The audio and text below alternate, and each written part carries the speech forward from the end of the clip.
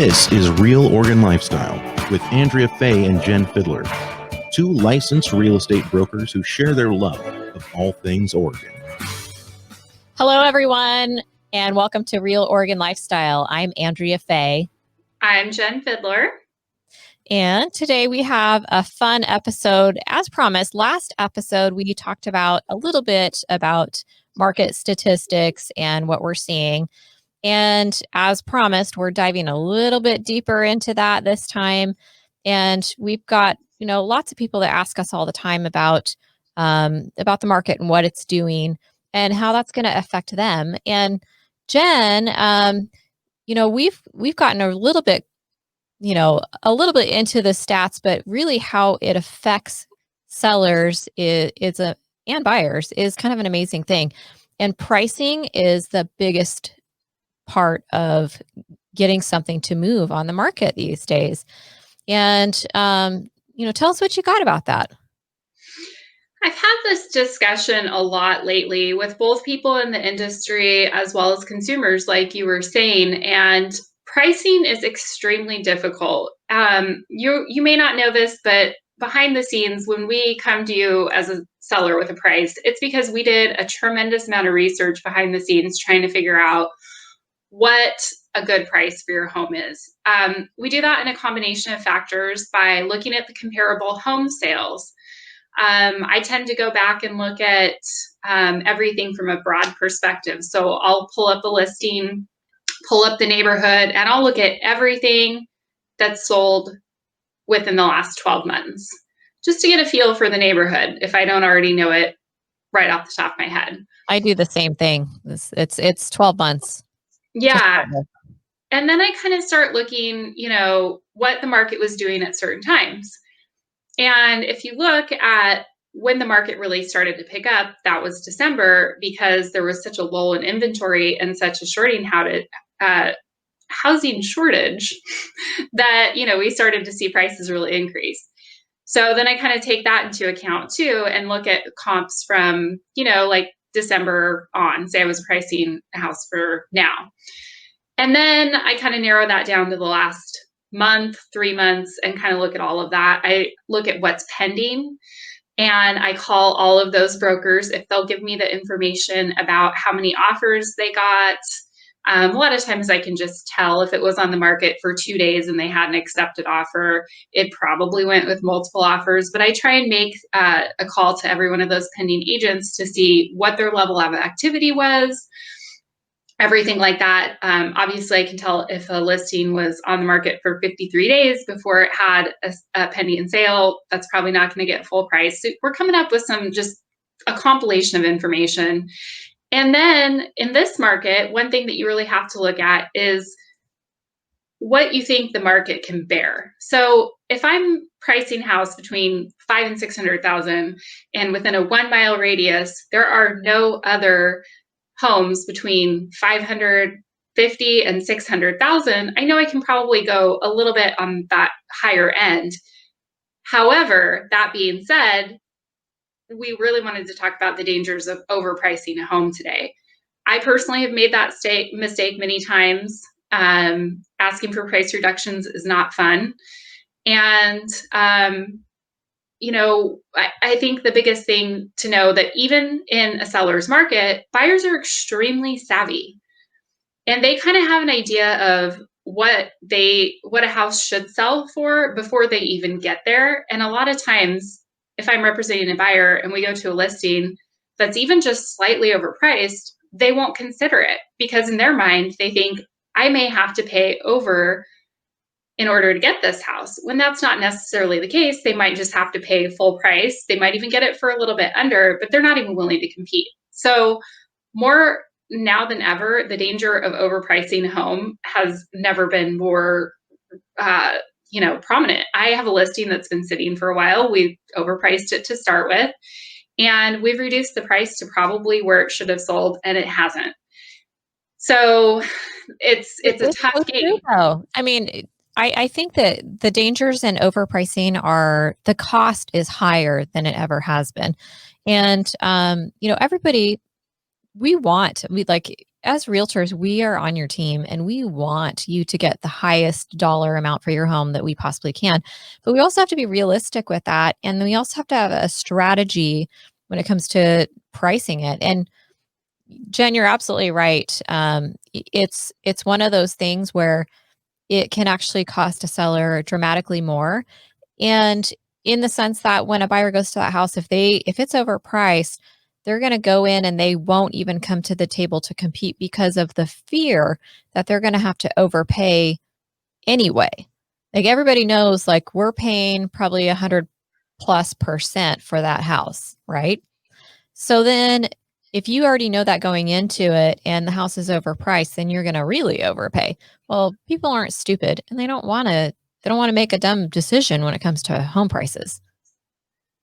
Yeah, that's what I think I was meaning when I was saying buyers are extremely savvy. Most of the time, they know more about the house than I do. I mean, they know the last time it sold, how much it sold for, what the taxes are, what the Zillow estimate is, what the Redfin estimate is, whether it's a hot home, all of that stuff, because they're doing so much research that's readily accessible to them via apps and everything now that they have a pretty good idea of whether or not they're going to need to compete in these situations.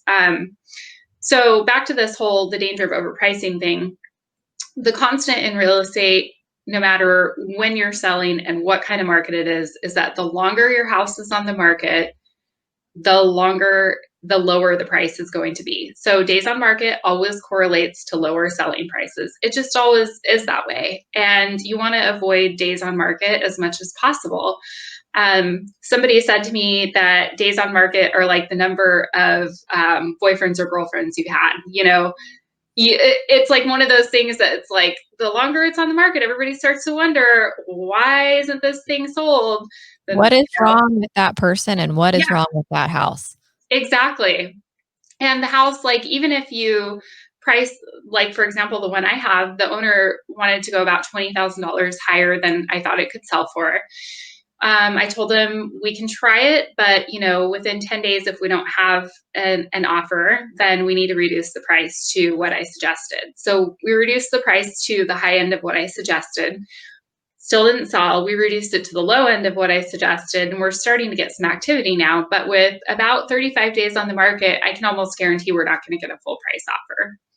Yeah, and that's the sad part because and we've all been in that situation as agents where people say, "Oh no, my house is worth X amount." And this is no offense to sellers out there, but most sellers think that their home is practically gold plated. I hate to break it to you, sellers, but your house is not gold plated. And but with that comes this, we all have pride of ownership, and that's a thing that's always said in real estate. But you have to be realistic about the pricing. And because it is extremely important, and it could be the difference of, you know, about, 20 to 30 grand if you price it incorrectly. So it's extremely important to price it correctly. And, when it comes to like going through comps and stuff, we're comparing as many details as we can. We're trying to be within a couple hundred square feet within each house. So we're comparing the same house size, the same lot size, the same type of neighborhood. Does it have air conditioning? What type of heat does it have? We compare all those little things. And I think most buyers, they're looking on Zillow and they're looking on Redfin and Trulia, and there are some really good things about those websites, but what they don't do very well is really compare some of that nitty gritty. Yeah, that's absolutely right. And oftentimes you'll see a house where it'll have a huge swing. I listed one in Happy Valley in the spring, and this estimate was between 650 and 825. How is that? Come on. Like, that's not even realistic. And so, when I went in with my comparables, they were really hoping for the 825. And I'm like, sorry to disappoint you, but this is more like a 725 house. So, it's hard because obviously, again, we're trying to get you as much money as possible for your house in a timely manner and everything. And, sometimes we have to have hard, uncomfortable situations. And I oftentimes will call appraisers that I know too, because that's something that we also have to take into account too, is that you can list your house for whatever you want, but is it going to actually appraise? Mhm. And appraisers have a lot stricter guidelines that they have to adhere to because, they're making a recommendation to the bank on what they think the value of that property is. And so,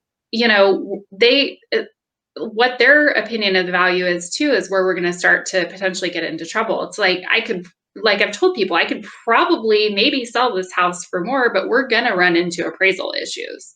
And at the end of the day, the appraisal is it's almost the end all be all. Unless you get an appraiser that like really, really screws up on their report. For the most part, most of the appraisers out there are pretty well respected and have been in the industry for quite a while. These people do this all day long. All they do is compare homes.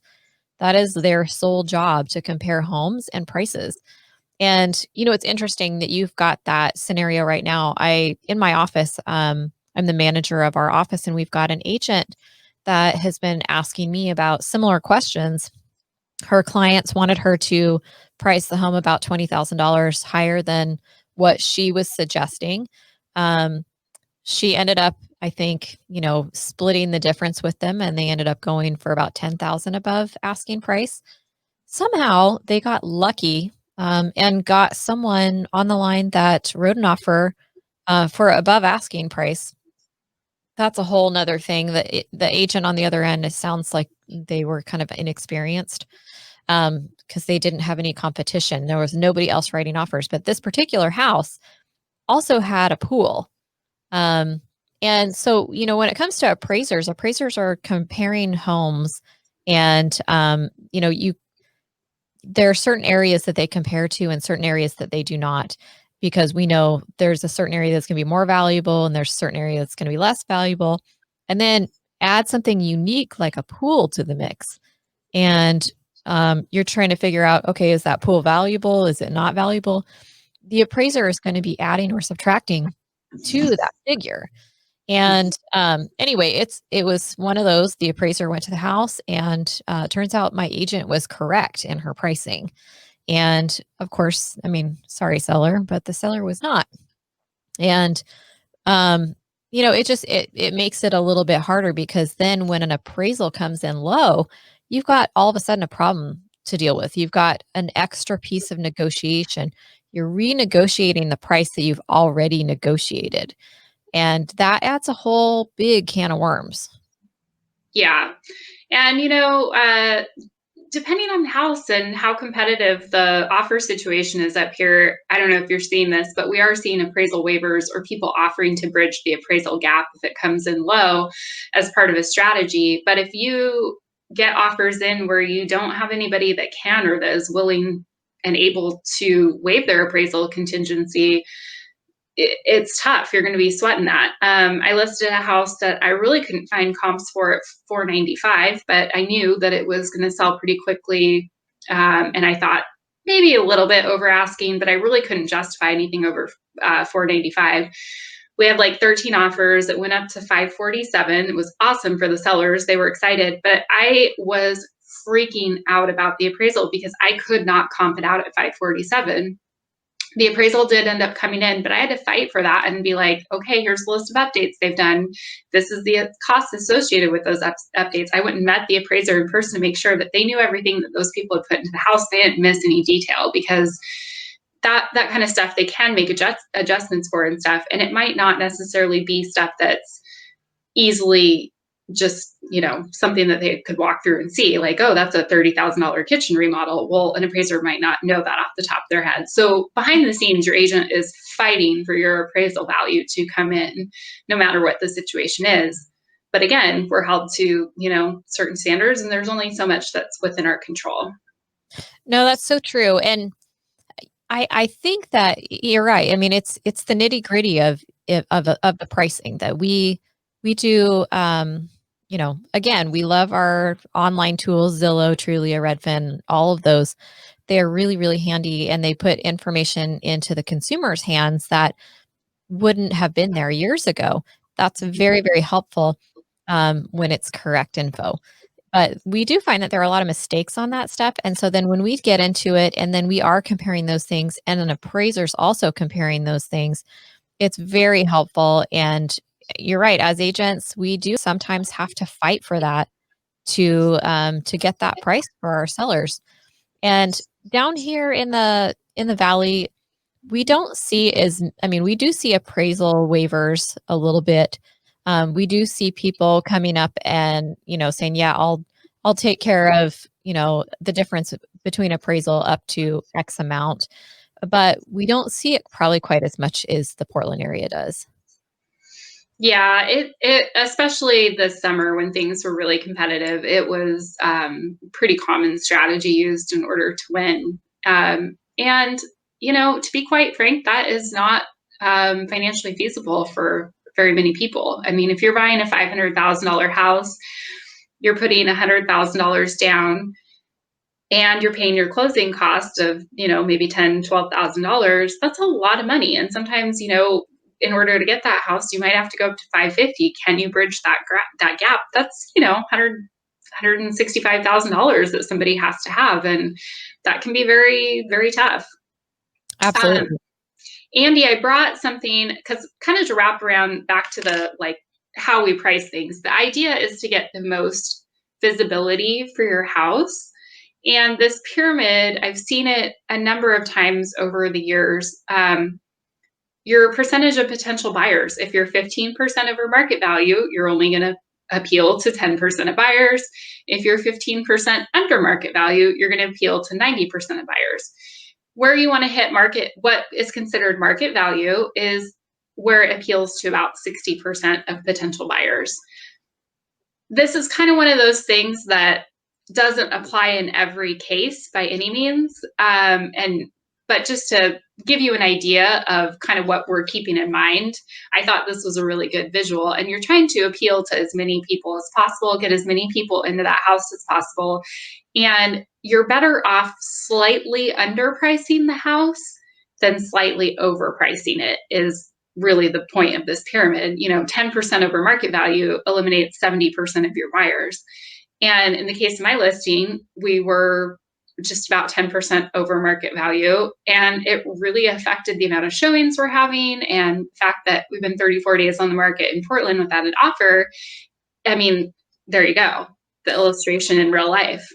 What's interesting about that is, on the flip side of that, if you do price it below market value, always the fear with sellers is, oh my gosh, am I going to get that money back? Well, the statistics show, especially, if anybody watched the last episode, that homes are going for 100% of asking price and above.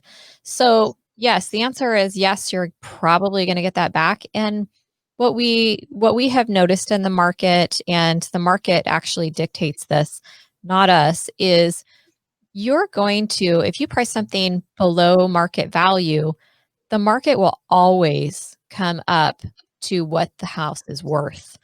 And, I think that people are, they're often reluctant to price it accordingly and under market value. And I think just slightly under market value is the smartest thing that you can do when selling a house. And you'll probably get far more for that house than you would have had you overpriced it to begin with.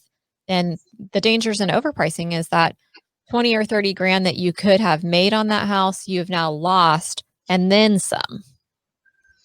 Yeah. And oftentimes too, it's, I'm kind of negotiating with my client in regards to, okay, $5,000, $10,000, something like that. If you have a $3,000 a month mortgage and you want to overprice your house by, $9,000, are you willing to pay your $3,000 mortgage for 3 months?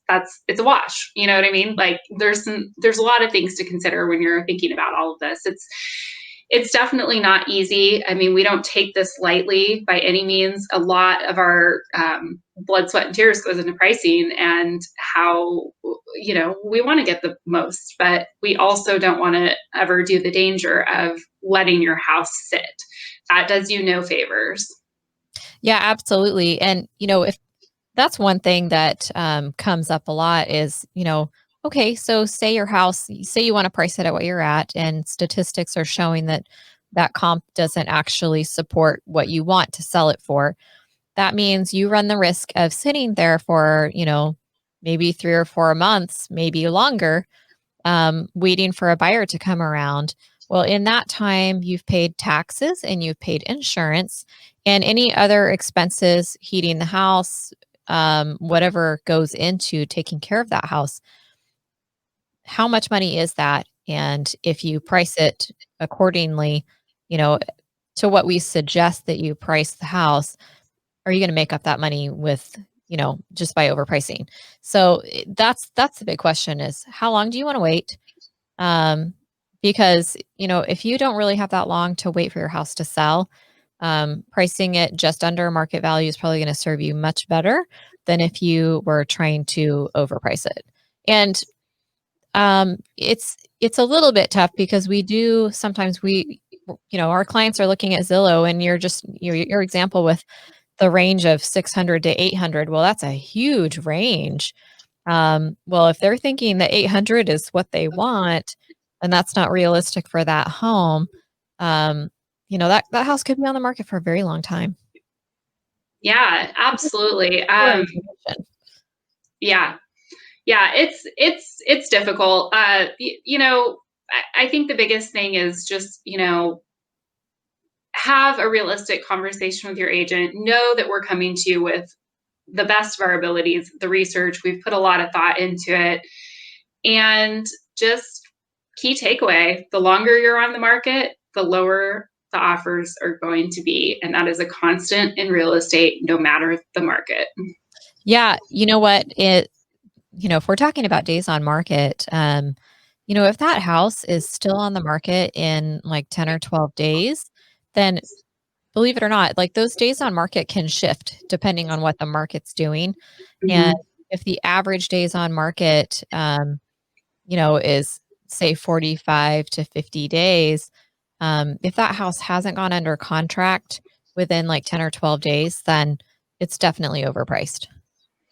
Yeah, for sure. And of course, that obviously is a generalization about the market in whole. There's certain areas and certain price ranges that are going to sit longer. And that's one thing that, if you're working with somebody to list your house, have that person pull up the average days on market for your neighborhood, the average list to sales price. Those are all the stats that I bring because people, you need to know what you're getting into. There are certain neighborhoods here in the Portland Metro that just don't have a lot of turnover during certain times of the year. And often that'll correlate with the school year. So you'll see longer days on market if they list in the winter versus if they listed in the summer. So knowing those kind of things too makes a huge difference. And those are all stats that we can find, and we can bring you that information and we can help you with. Yeah. There's just a ton of information out there, and every house is unique. You're absolutely right. So, if you have any questions, feel free to contact Jenn or myself, and we're always happy to, do an evaluation. And it's not any cost and it's no obligation. So we're not out trying to, pounce on you and sell your house, but we're always happy to answer those questions if that's something that comes up. So, but I believe that's all that we have time for today. Thank you so much for joining us. And you can find us on Instagram, Facebook, and realoregonlifestyle.com. Thanks so much. Thank you.